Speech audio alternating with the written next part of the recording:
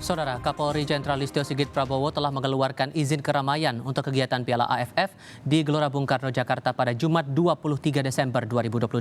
Jenderal Listio juga memastikan anggotanya tidak ada yang menggunakan gas air mata maupun membawa senjata api saat menjaga keamanan pertandingan di Piala AFF.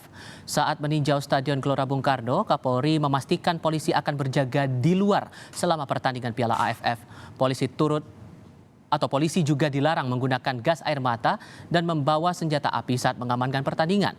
Polisi turut membatasi jumlah penonton Piala AFF hanya diperbolehkan 70% dari kapasitas stadion.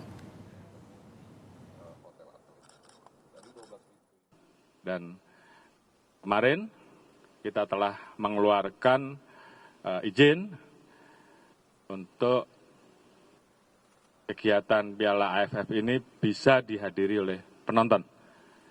Untuk saat ini kita berikan maksimal 70% dari kapasitas penonton. Tentunya tadi kami juga sudah menyampaikan kepada direktur ada boleh menggunakan gas air mata, tidak boleh membawa senjata api. Jadi ini adalah perbaikan-perbaikan ke depan.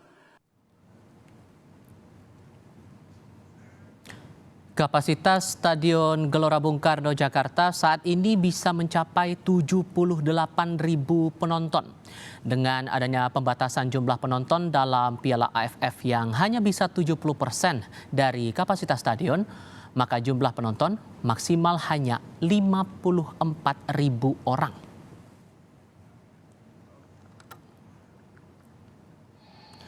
Di sisi lain, Timnas Indonesia menggelar latihan di Stadion Gelora Bung Karno jelang pertandingan di Piala AFF melawan Timnas Kamboja pada Jumat 23 Desember.